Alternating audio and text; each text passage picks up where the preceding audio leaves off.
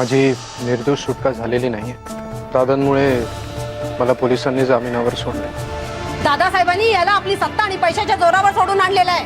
ते काही नाही, आम्ही तने याच्या बाजूने आहोत आणि आता आम्ही गप्प बसणार नाही आहोत। मॅम, त्यांनी मलाच नाही तर तुम्हालाही धोका दिलाय। अहो, एवढी चांगली बायको असताना हे असलं काही करायची गरज आहे का त्यांना? अभि जर या प्रकरणात खरंच दोषी असेल तर त्याला शिक्षा नक्कीच होईल। तुम्हाला आता कुणीही वाचवू शकणार नाही। हे तुमचे ब्लड रिपोर्ट्स, यात सिद्ध झालंय की तुम्ही कसला तरी अंमली पदार्थ घेतला होता।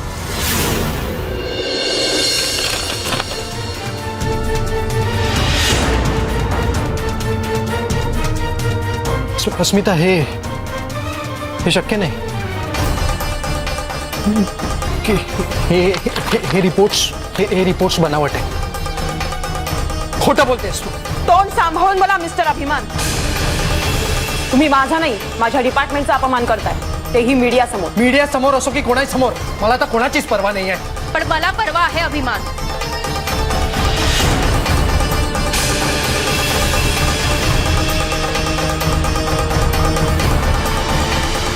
मी तुझ्यासारख्या माणसाबरोबर बायको म्हणून नाही राहू शकत।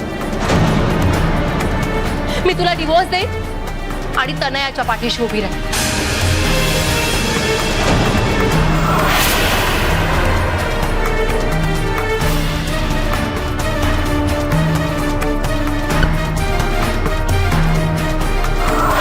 अस्मिताने घेतलेल्या या अनपेक्षित स्टँडमुळे अभिमानच्या गुन्हेगारीवर शिक्कामोर्तब झालंय। अभिमानला शिक्षा होणार ही आता काळ्या दगडावरची रेघ। नाही, मी तुझ्यासारख्या माणसाबरोबर बायको म्हणून नाही राहू शकत। मी तुला डिवोर्स दे आणि तनयाच्या पाठीशी उभी राह।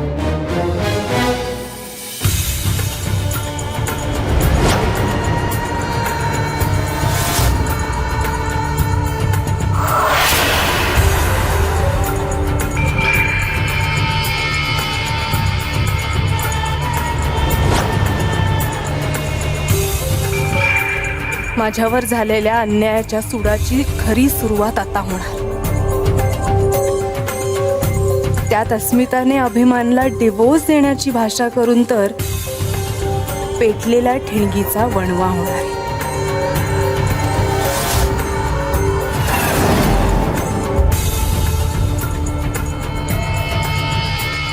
आणि त्या वणव्यात सरंजामेंची अब्रू आणि अस्मिता आणि अभिमानचा संसार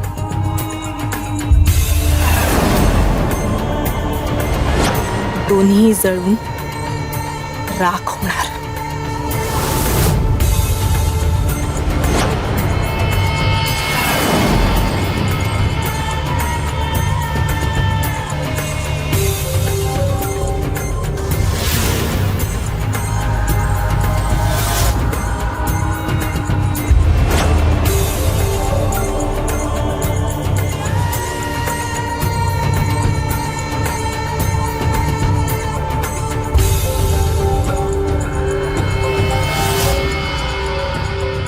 खासगी गुप्तहेर अस्मिताच्या या वक्तव्यामुळे समाजात जरी तिचं कौतुक होत असलं तरी ती ज्या घरची सून आहे त्या सरंजामेंच्या घरावर जबरदस्त आघात झालाय।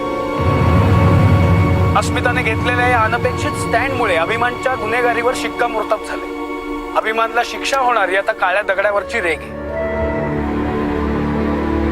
काय अस्मिताचं वागणं? तू तरी काय रे अभि? तिनं इतकं भयंकर पाऊल उचललंय तरी हे सगळं तू टीव्हीवर शांतपणे बघतोय। तुझ्यासारख्या माणसाबरोबर बायको म्हणून नाही राहू शकत। मी तुला डिवोर्स दे आणि तनयाच्या आई, शांत हो। तुला आठवतं अस्मिता काय म्हणाली होती? मी नक्की सत्य शोधून काढेन, तुला सन्मानाने बाहेर काढेन या सगळ्यात। आणि मी ते नाही करू शकले तर मिळेल ती शिक्षा मी भोगेन, पण तुझी साथ नाही सोडणार। ही दगडावर कोरलेली अक्षर आहे। अरे पण ती बोलली काय होती आणि करतेय काय ती? हो हो हो, मलाही आत्ताच समजलंय ते शिवलकर साहेब। पण नाही, तुम्ही तरी सांगा ना मी काय करू? हो हो, तुम्ही सांगताय त्याप्रमाणे मी बोलतो तिच्याशी। आणि नाही, काही झालं तरी स्टेटमेंट तर तिला बदलावंच लागेल। हो, मी सांगतो तिला। हो अभि काय चाललंय सगळं? आणि अस्मिता कुठे आहे? ही काय काय स्टेटमेंट दिलंय त्यांनी? डिवोर्स देणार आहे? काय समजते काय ती स्वतःला? ते काहीही नाही. चिवलकरांनी सांगितलंय आत्ताच्या आत्ता प्रेस कॉन्फरन्स घ्यायची आणि तिथे अस्मितानी हेच सांगायचं की त्या तनयाचा धमकीचा फोन आला होता तिला, म्हणून तिने हे डिवोर्सचं स्टेटमेंट केलेलं आहे. कुठे आहे ती? बोलव तिला. अस्मिता, ए अस्मिता. तुम्ही जरा शांत राहा. अस्मिता घरात नाहीये. रिपोर्टर समोर भांडून जी घरातनं गेले ती अजून परत आली नाहीये. फोन लाव मग तिला. दादा तिचा फोन बंद आहे आणि तुम्ही प्लीज तिला काही बोलू नका. आणि दादा मी तुम्हाला गॅरंटी देतो, तुम्हाला वाटतंय असं स्टेटमेंट ती अजिबात करणार नाही. म्हणजे काय तिने डिवोर्स द्यायचा तुला? तुमचं नातं संपलं? दादा तसं अजिबात नाही आहे. ती जे काही करते त्यामागे नक्कीच काहीतरी तिचा प्लॅन. तीच म्हणाली होती यापुढे मी जे काही बोलेन, जे काही वागेन ती फक्त डिटेक्टिव्ह अस्मिता असेल. कदाचित पाण्यावरची रेख किंवा वाळूतली अक्षर. अरे या असल्या शब्दांना काही अर्थ आहे का? आणि काम सोडलं होतं ना तिने, आणि आता ह्या केसमुळे ती त्या तनयाच्या बाजूने उभी राहिले, ते सुद्धा तुझ्या विरुद्ध. बघा माझा पूर्ण विश्वास आहे अस्मितावर. नक्कीच तिचा काहीतरी प्लॅन. कसला प्लॅन? सांग ना, कसला प्लॅन? कोणालाही सांगता सवरता न करतात ना तो प्लॅन. हे असं मीडिया समोर घरच्यांची आबरूची धुळधाण उडवत करतात, त्याला प्लॅनिंग नाही म्हणत. नाही, मला असं वाटतंय त्या सबनीसांच्या केस पासून हिचं डोकं ठिकाणावरच नाही. का आता तिला फक्त समाजात तिची इमेज जपायची आहे, प्रायव्हेट डिटेक्टिव्ह म्हणून. आपण पक्षपाती नाही हे सिद्ध करायचंय का तिला? हेच तुझ्यावरचं प्रेम आहे तिचं? नाही हो, इतकी वाईट नाहीये अस्मिता. कदाचित तिची मनस्थिती ठीक नाहीये आता. आपण तिला समजवायला हवं. अशा लोकांना समजवायचं नसतं, जरब द्यायची असते. कुठे गेली ती? दादा हे बघा तुम्ही शांत व्हा प्लीज. अस्मिता कुठे ते मलाही खरंच माहित नाही, पण माझ्यासाठीच गेली ही खात्री आहे. तुझ्यासाठी नाही म्हणजे तुला वाचवायलाच गेली आहे का बरबाद करायला? ते काही नाही अभि, कुठल्याही परिस्थितीत मी हे होऊ देणार नाही.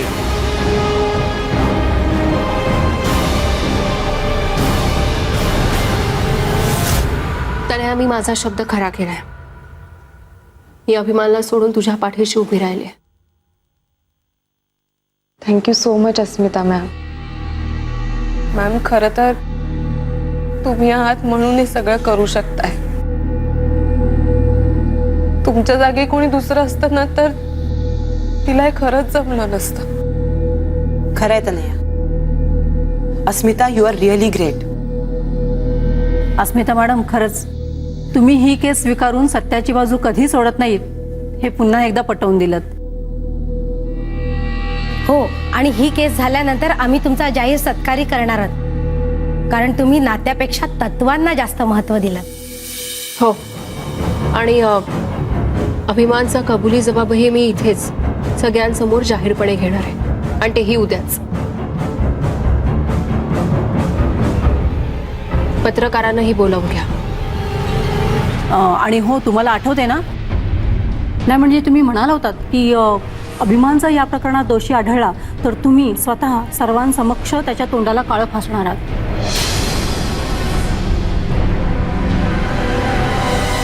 अभिमानवरचा आरोप जर सिद्ध झाला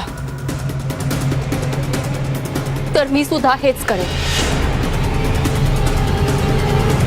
जाऊ दे ना आता हे सगळं. ऍक्च्युली अस्मिता अभिमानला डिवोर्स द्यायला तयार झाली, त्यामुळे प्लीज तुम्ही हे सगळं प्रकरण इतकं ताणू नका. आणि अभिमानचा असा झालेला अपमान पाहून अस्मिताच्या मनाला किती यातना होती. नाही शाला,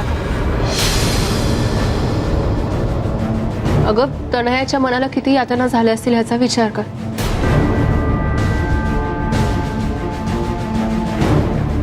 अभिमान जे काही वागलंय त्यानंतर इतका त्रास झाला की आता मला कशाचंच काही वाटेन असं झालं. मी माझा तो शब्दही खरा करेन. फक्त एकदा शलाका, तनय आणि अभिमानला समोरासमोर बोलू दे. जर अभिमानवरचा गुन्हा सिद्ध झाला तर मी स्वतः सगळ्यांसमोर त्याच्या तोंडाला काळं घासेन.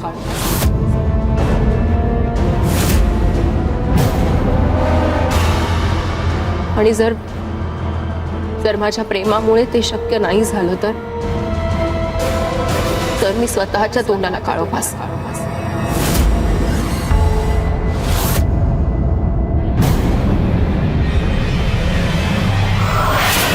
ही माझ्या अस्तित्वाची, माझ्या तत्वांची लढाई आहे. मी यात माघार नाही घेणार. ही परीक्षा आहे माझी आणि माझ्या नात्यांची.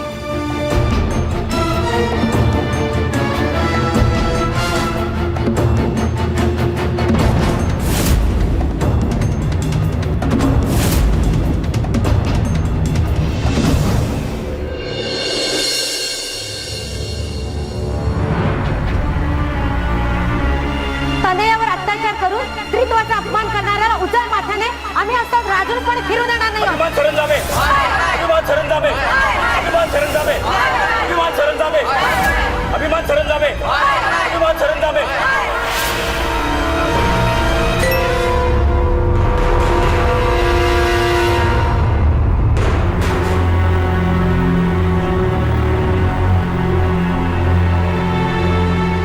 अस्मिताचा मेसेज.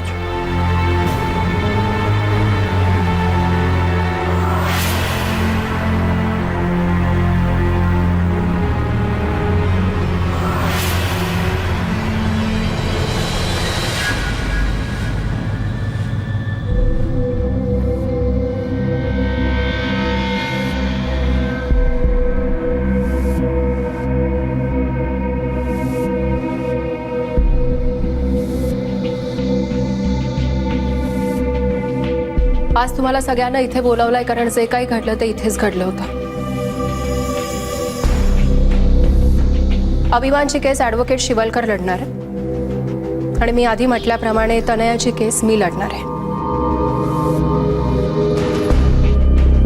आपण त्याआधीच जर अभिमानने त्याचा गुन्हा कबूल केला तर पुढची सगळी प्रोसिजर सोपी होईल.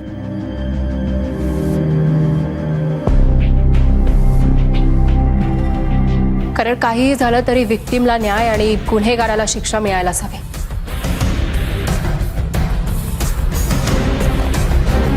अच्छा, म्हणजे पॅरेलल कोर्ट आणि तू इथली जजेस, म्हणजे शिक्षा तूच देणार, करेक्ट? हो, गुन्हेगाराला शिक्षा मीच देणार आणि कदाचित स्वतःला.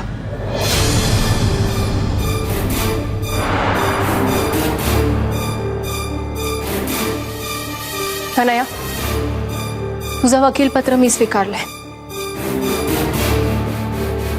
पण त्याआधी नेमकं काय काय घडलं होतं ह्याची डिटेलमध्ये माहिती मला हवी आहे. तर त्या रात्री सरबत प्यायला कुठे बसला होता तुम्ही? आम्ही इथेच बसलो होतो. इथे टिपॉय होता, त्याच्यावरती ग्लास पडला आणि मग तो फुटला. आणि मग त्यांचा इथे तोल गेला.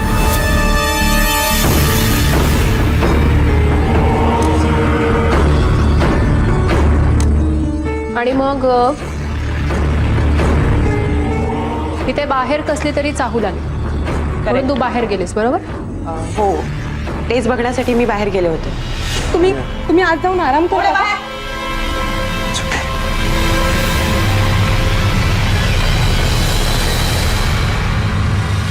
आणि मग अभि तुला ओढत आत बेडरूम मध्ये घेऊन गेला, बरोबर? मॅम, अभिमानने अगदी तसंच केलं.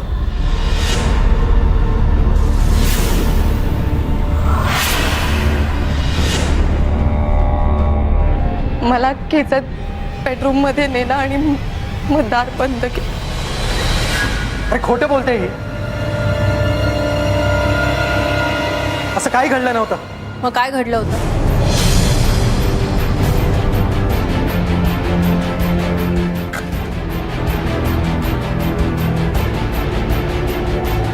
मला नीट आठवत नाहीये पण ही का बोलते- आठवत नाही? आठवेल कसं? नशा केली होती ना.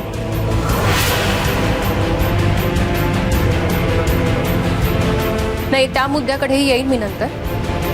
आधी आत काय घडलं होतं ते पाहू. चला अभिमान प्लीज.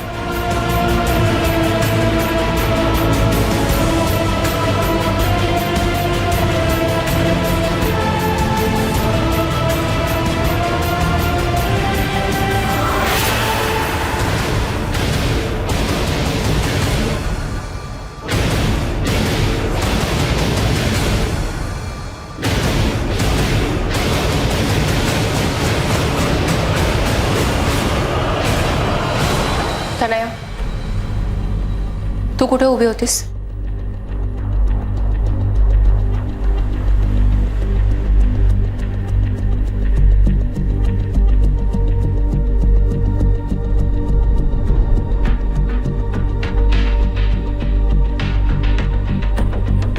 मी इथे उभी होते. आणि अभिमान तू?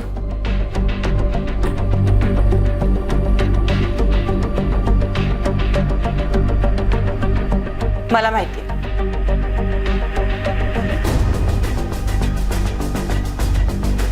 अभिमान ह्या पोझिशनला उभा होता. करेक्ट.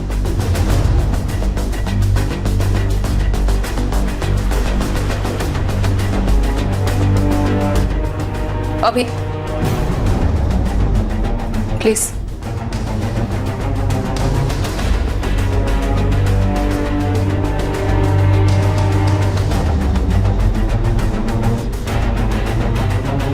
तुम्ही अजून जवळ उभे होता.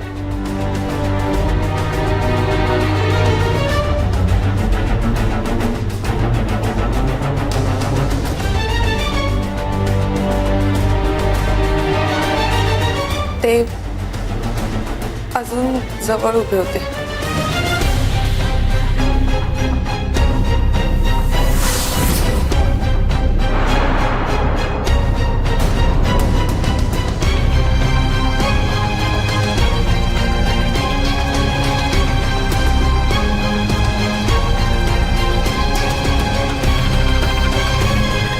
मग पुढे काय झालं? दरवाजाच्या की होल मधून मी आतमध्ये बघितलं तेव्हा अभिमान साधारण मला असे दिसले.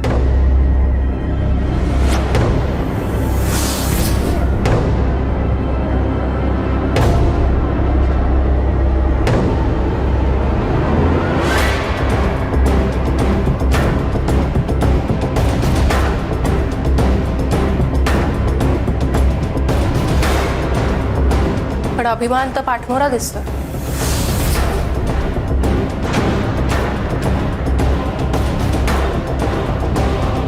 झालं तुमचं? शो संपला का? हो. तुझं झालं?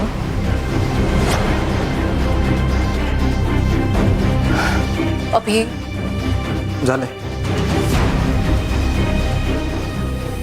शाला का तुला त्याचा चेहरा दिसला होता किंवा त्याचा आवाज ऐकू आला होता? नाही. बरं मग? नंतर मी दरवाजावरती धक्के मारले. दरवाजा उघडला. मला प्लीज अभिमान. पण अभिमान ह्या खिडकीतून बाहेर पडायचा.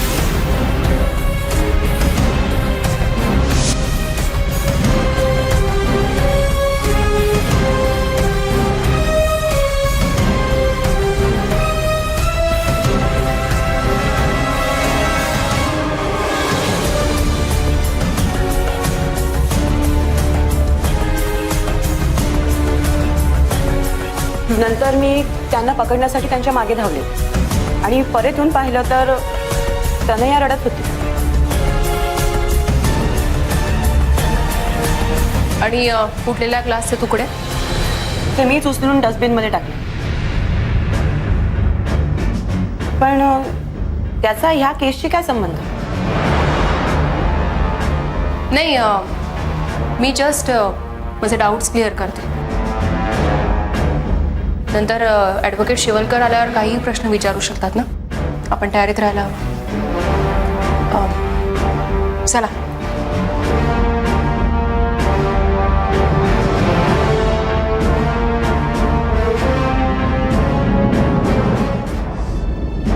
तर हे सगळं असं घडलं जे तनयाने सांगितलं.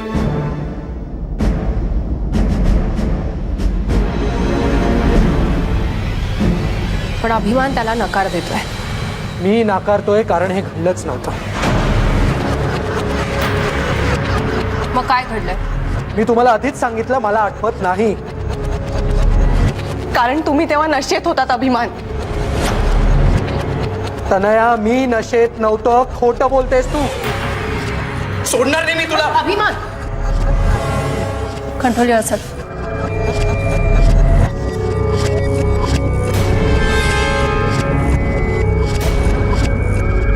धन्यवाद.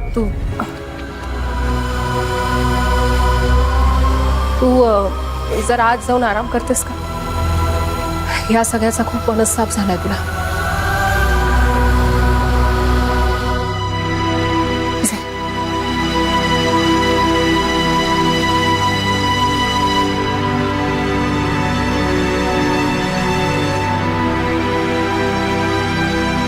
आता मला फक्त अभिमानची उलट तपासणी करायची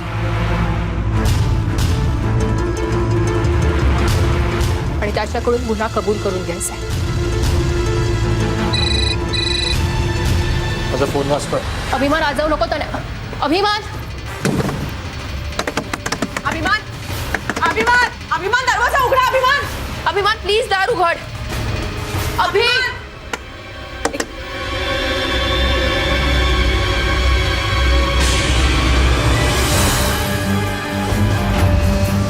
बघ अस्मिता बघ. त्या दिवशी देखील हेच दिसलं होतं मला आणि आता तुझ्या समोर देखील तो हेच करतोय.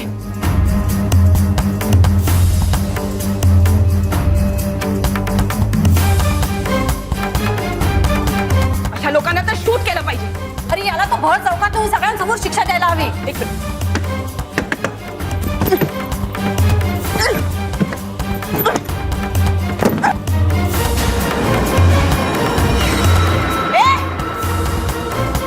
सोड तिला.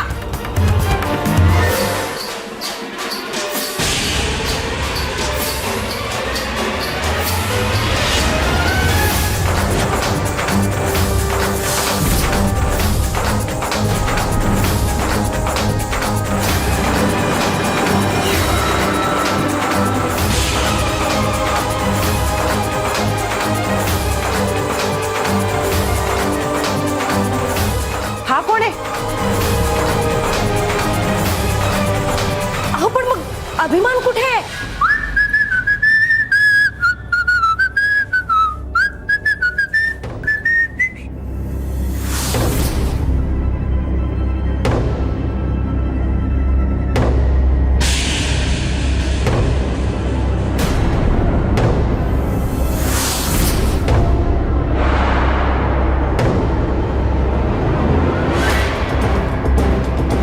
तनया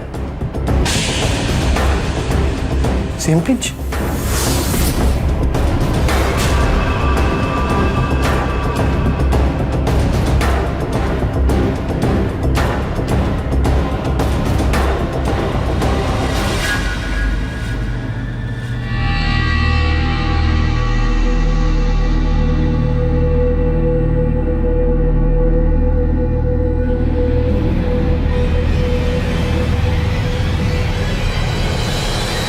शलाका त्या रात्री सुद्धा हेच घडलं होतं. त्याच्यासारखे कपडे घालून यानेच तनयावर जबरदस्ती करायचं नाटक केलं.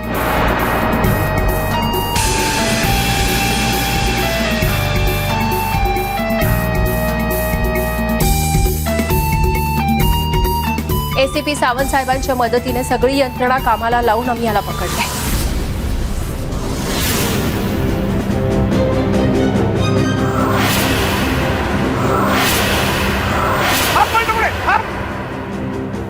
काय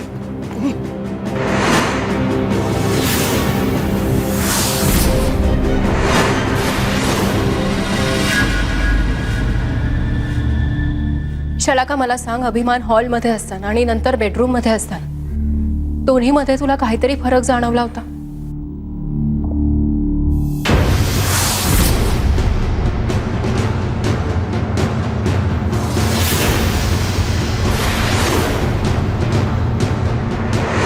हो, आठवलं मला.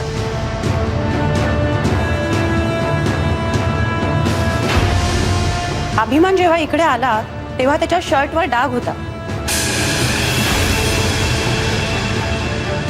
पण मी त्याला बेडरूम मध्ये पाठमोरं पाहिलं तेव्हा शर्टवर डाग नव्हता. एक्झॅक्टली. अभिमान निर्दोष असताना त्याच्यावर हे आरोप कसे झाले हे तुम्ही पाहिलं.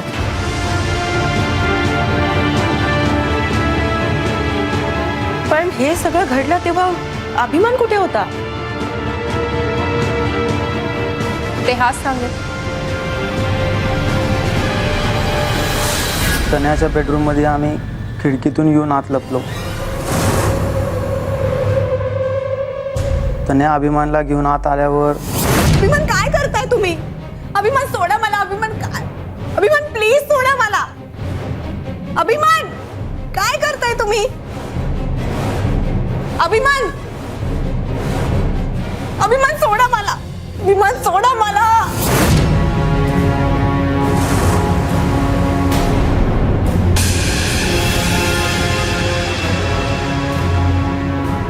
त्यानंतर मी बाईक घेऊन पळालो. या दोघांनी शलाकाची गाडी आधीच नादुरुस्त करून ठेवली होती.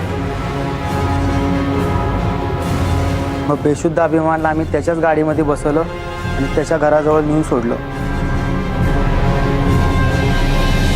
पण तू हे सगळं का केलंस? अर्थातच तनयाच्या सांगण्यावर.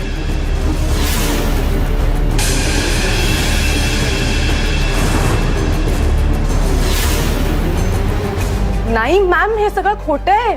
तनया याने आणि इतर दोघांनीही कबुली जबाब दिलाय. मॅम, मी या माणसाला ओळखतही नाही. हा खरंच खोटं बोलतोय. खोटं हा नाही, खोटं तू बोलतेस. आणि मी हे सिद्ध करू शकते. माझ्याकडे पुरावे आहेत तसे.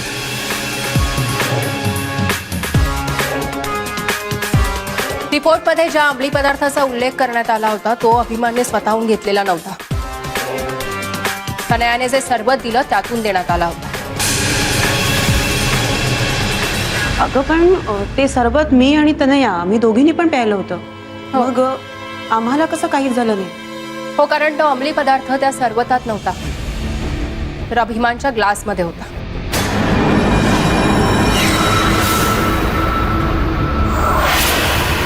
त्याच्या ग्लासचे तुटलेले तुकडे मी डस्टबिनमधनं गोळा केले आणि टेस्टसाठी पाठवले होते लॅबमध्ये.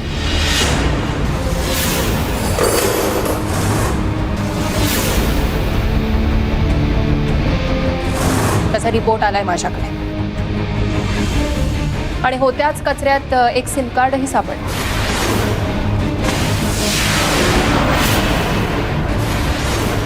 त्याच नंबरवरून आणि याच ठिकाणाहून अभिमानला हिने कॉल केला होता. आणि फक्त अभिमानलाच नाही, याला आणि याच्या साथीदारांनाही त्याच नंबरवरून कॉल करण्यात आले होते. गुन्हेगार अभिमान नाही, तनया आहे.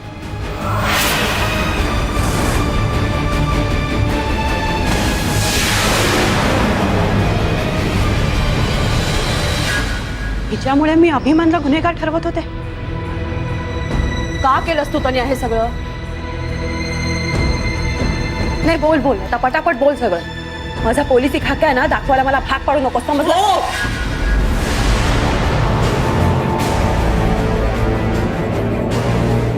मीच केलं हे सगळं.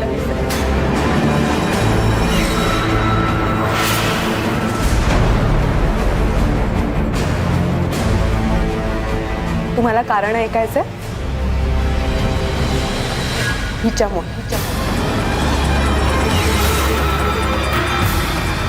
हिच्यामुळे माझं आयुष्य बरबाद झालं.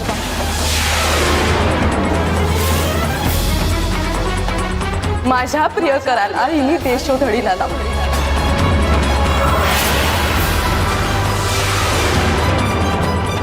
त्याला मारलं हिने खून केला त्याचा.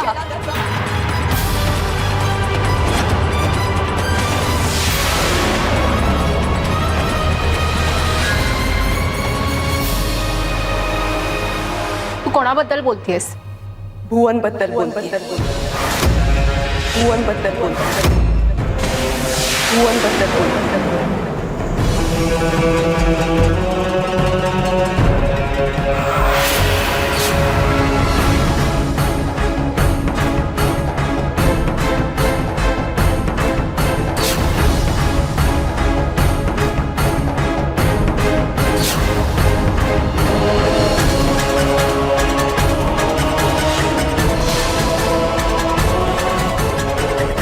भुवन माझा प्रियकर होता.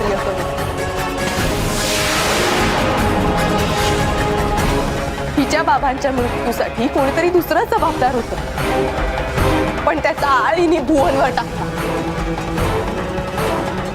वणवण फिरत होता तो, लपून छपून आपलं आयुष्य जगत होता. मलाही भेटू शकत नव्हता तो हिच्यामुळे. आमचं लग्न होऊ शकलं नाही फक्त हिच्यामुळे. भुवन मला म्हणाला होता, अस्मिताच्या तावडीतनं सुटल्याशिवाय पण नाही भेटू शकणार.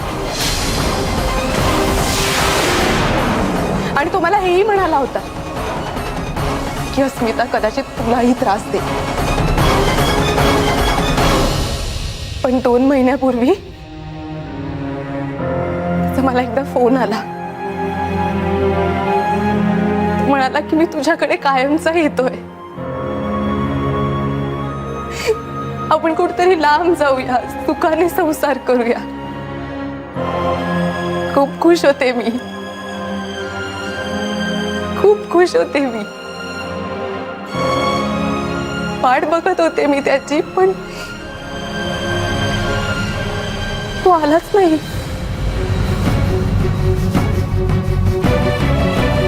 काही दिवसांनी मी पेपरात बातमी वाचली की मी आत्महत्या केली आहे.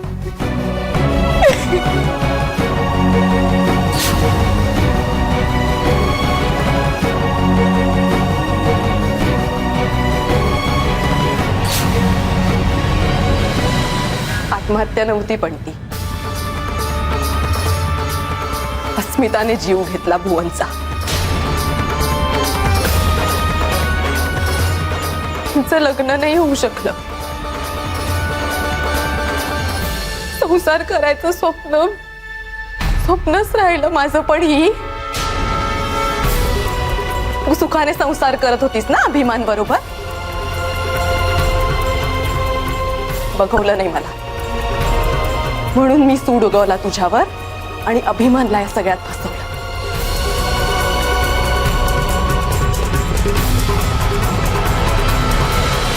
अरे अगं, तुला भुवनने सांगितलं आणि तू ऐकलंस, विश्वास ठेवलास त्याच्यावर. भुवनची प्रियकराची बाजू पाहिली असशील तू कदाचित, पण त्याचा खरा चेहरा मी पाहिला. मला माझ्या घरच्यांना त्याने किती त्रास दिलाय तुला नाही माहित.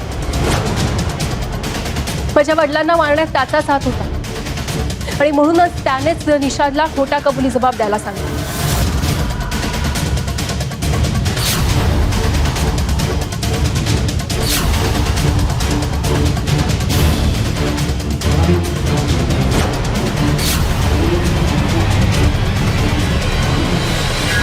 आणि हा भुवन वेगवेगळी नावं लावून रूप घेऊन आम्हाला ब्लॅकमेल करायचा, आम्हाला त्रास द्यायचा. टाइम बॉम्ब लावला होता त्याने आम्हाला मारण्यासाठी.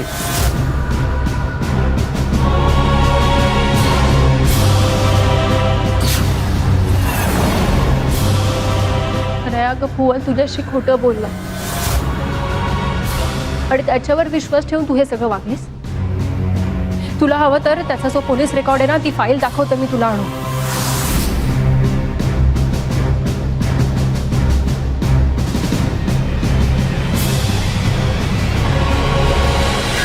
मॅम, पण मला ह्याच्यातलं काहीच माहिती नव्हतं. मला याच्यातलं अक्षरही माहिती नव्हतं मॅम. म्हणजे मुन्नी मला फसवलं, माझ्याशी खोटं बोलला. मला आतापर्यंत असं वाटत होतं की तुम्ही दोघेही गुन्हेगार आहात, म्हणून मी सूड उगवण्यासाठी हे सगळं केलं.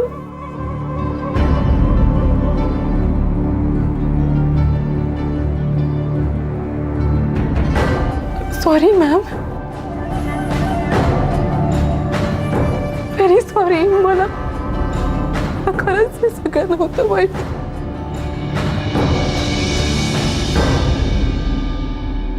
अभिमान, तनयाचं कारस्थान उघडकीस आल्यामुळे आता तुझ्या विरुद्धची केस विथड्रॉ झाली. पण तू गुन्हेगार आहेस असं समजून मी तुझ्याबरोबर जे काही वागले, I am so sorry for that. No no, it's absolutely fine. मी तुमची ड्युटी केली प्रामाणिकपणे. मला कोणाबद्दलही काही राग नाही. आता पोलीस स्टेशनच्या सगळ्या प्रोसिजर्स कंप्लीट झाल्या की तुम्ही सन्मानाने घरी जाऊ शकता.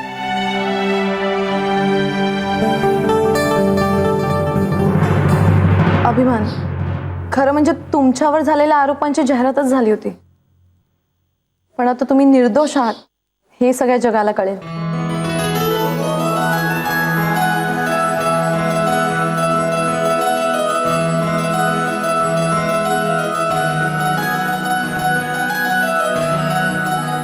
डिवोर्सची खोटी धमकी देऊन अस्मिताने कमालीची खेळी केली आणि आपल्या निष्पाप पतीला दोषमुक्त सिद्ध केलं. याबद्दल तिचं सर्वत्र कौतुक होते.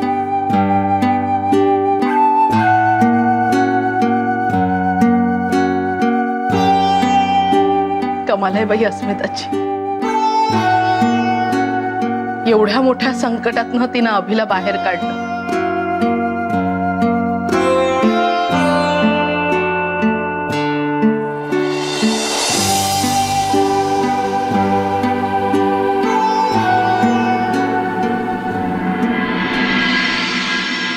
गेल्याची, शेजाऱ्या पाजाऱ्याची, भूतकेताची, म्हाताऱ्या कुताऱ्याची कुणाची दृष्ट लागली असेल तर त्यांच्या डोळ्यात मीठ मोरी पडो.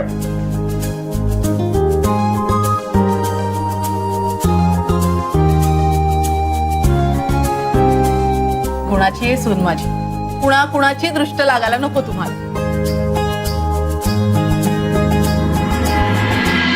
आई, तुम्ही माझ्यावर रागावला होता ना, पण खरं तर तनयाला बेसावत ठेवण्यासाठीच मी अभिमानच्या विरोधात केल्याचं नाटक केलं. अभि निर्दोष आहे हे सगळ्या जगाला कळावं म्हणून मी तिथे पत्रकारांनाही बोलावून घेतलं होतं. अभिची बदनामी जशी जाहीरपणे झाली तशीच त्याची सुटकाही जाहीरपणे व्हायला हवी ना. असू दे ग, पण आज फक्त तुझ्यामुळे अभि सुटला.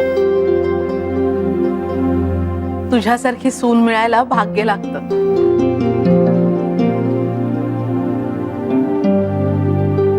अहो, आता तरी राग गेला ना हो तुमचा?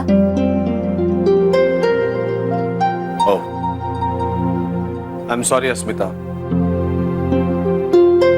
नाही, खरंच तू हा जो काही प्लॅन केला होतास तो मी नाही ओळखू शकलो. असू दे हो, पण आता सगळं छान झालंय. मी देवासमोर साखर ठेवून येते. अहो चला.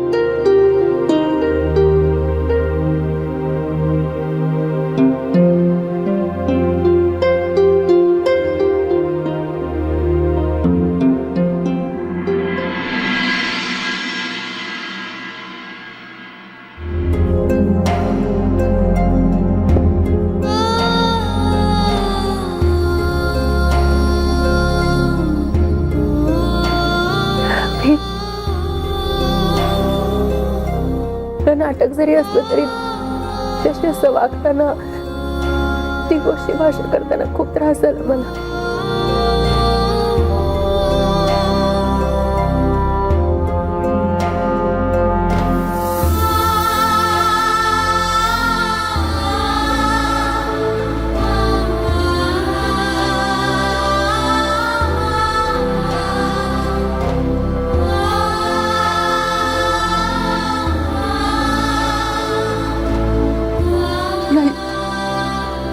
त्रास झाला असेल. दगडावरची अक्षर आणि वाळूतली अक्षर यातला फरक कळत होता मला.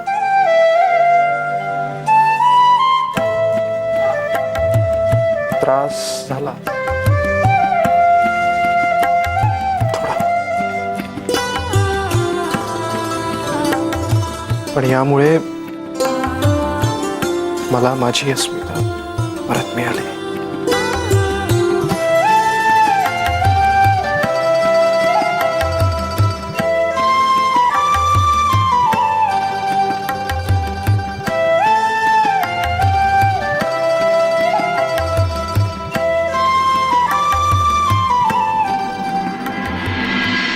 खचलेली अस्मिता अभिमानवरच्या संकटामुळे पुन्हा नव्या जोमाने उभी राहिली. ती किती हुशारीने नाटक करून चाली करू शकते हे आज पुन्हा समजलंय मला. आज तिने हे अभिसाठी केलंय, उद्या माझ्या विरुद्ध केलं तर